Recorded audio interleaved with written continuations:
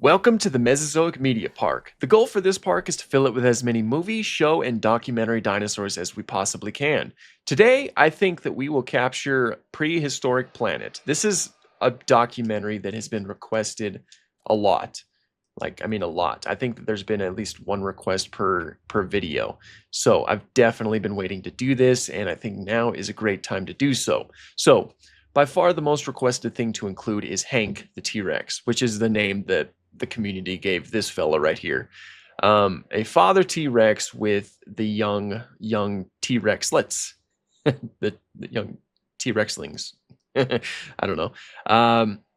So I'm gonna do that. I'm gonna try to create that beach. So the question is, where do we put such a project? I'll just put it here.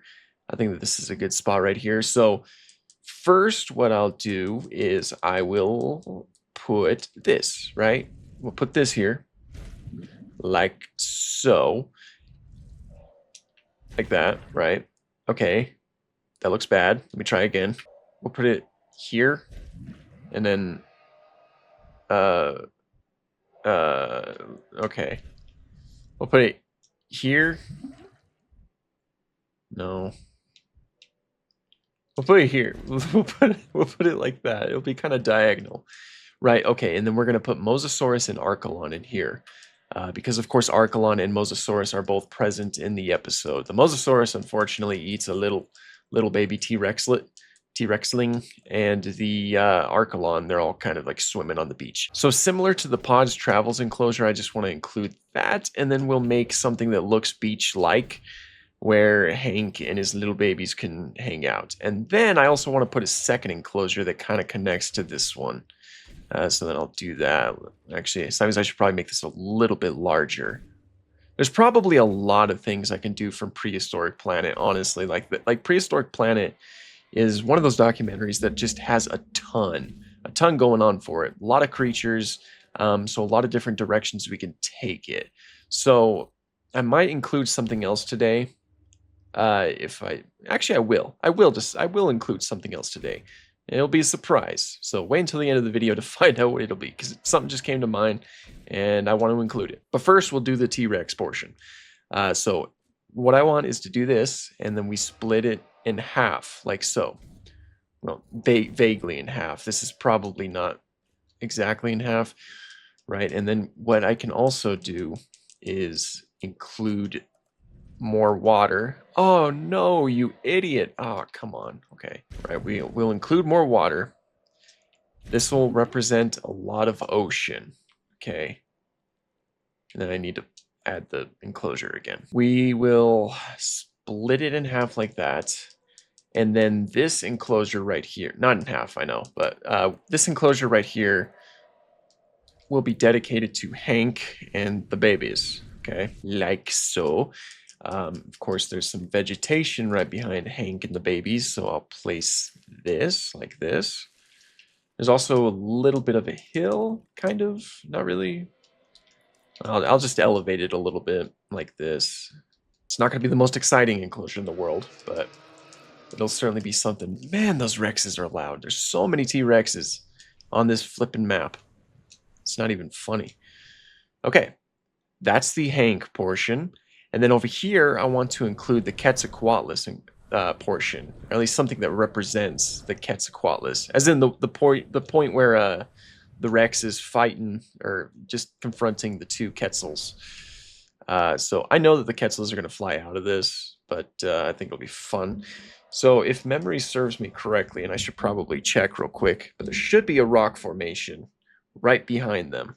Okay, yeah, there's quite a few rock formations all over the place, so I think I'll just, in order to represent that, I'm just going to elevate everything all around as much as I possibly can. Kind of like that. And then we put some rocks on it like that. And we have a little bit of the rock formation.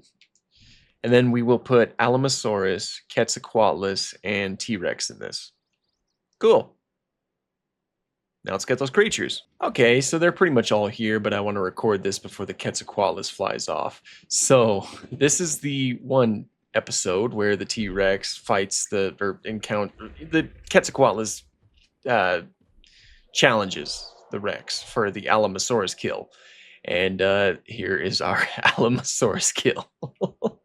Because actually, the fun fact, the skeleton in the visitor center, the sauropod skeleton, is actually Alamosaurus. So it works out, it's dead. If you guys want me to change that and actually make an actual Alamosaurus in here, then be sure to let me know, because I'll do that. But I figured I'd try that out. And of course, over here is Hank. The last of his babies are being delivered, but this is Hank. Same with the other T-Rex. I went with the 65 variant skin because it has some feathers on it. And plus it's brown. So, that matches up to the colors. But it was mostly the feathers that I wanted to implement, because the prehistoric planet T-Rex actually does have feathers. They're very sparse, very hair-like. You can barely even see them, but they are present. And honestly, that's like the most likely scenario when it comes to T-Rex and feathers. Because of course it wasn't like completely feathered. It wasn't like a giant pigeon walking around, because it would just overheat from all of those feathers. But something that looks like this, where it's kind of like sparse, actually is pretty likely. So I think it's awesome that Frontier, and Jurassic World Dominion introduced us to this. Dominion had first popped up, which I thought was really cool. And then Frontier implemented it, which I'm very happy about. So that's our Hank. His little babies are running around. Oh, they're very small, but here they are. And there are some Archelon just hanging out, much like the episode. On top of that, there is a Mosasaur swimming around, the one that took one of Hank's babies. So there is that. And again, I already talked about this. It looks like the Quetzal has flown off. Looks like it's in the Dinosaur King area.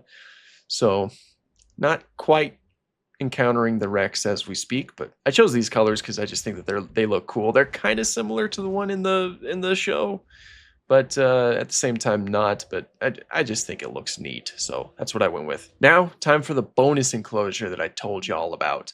That is going to be the Dinosaurus. Just a quick little thing I want to put together, because I think the Dinosaurus is cool. It's my wife's favorite dinosaur, right? So it's one of my wife's favorite dinosaurs. She like Struthiomimus too. But it's one of my wife's favorite dinosaurs, so I think it'd be a really cool and fun addition. So let's go ahead and do that. Just a quick little rectangle right here. And it's only one creature, so I don't think we really need to do anything too crazy.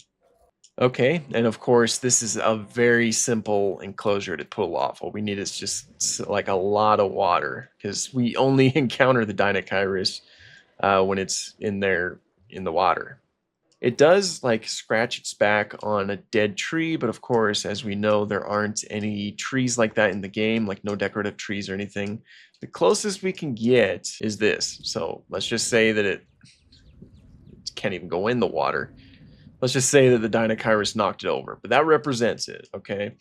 Then we need to get some type of foliage that is similar to the way that similar to the foliage that you might be able to find. Let's get some of this. Make it look really lush, Really lush, and like a Dinosaurus would live here. Kind of bugs me there's not too many trees, so I'm just gonna do this. Okay, now let's get the Dinosaurus. And there he is. There's our baby boy, all healthy. Man, Dinosaurus looks so good in this game. Frontier did an amazing job. But yeah, I gave it more of a darker coloration, a little bit of blue, since the Dinosaurus in the show does have some blue. And I like it, I think that this represents the animal very well. I think the enclosure looks pretty cool, all things considered. And yeah, that's kind of three additions from Prehistoric Planet.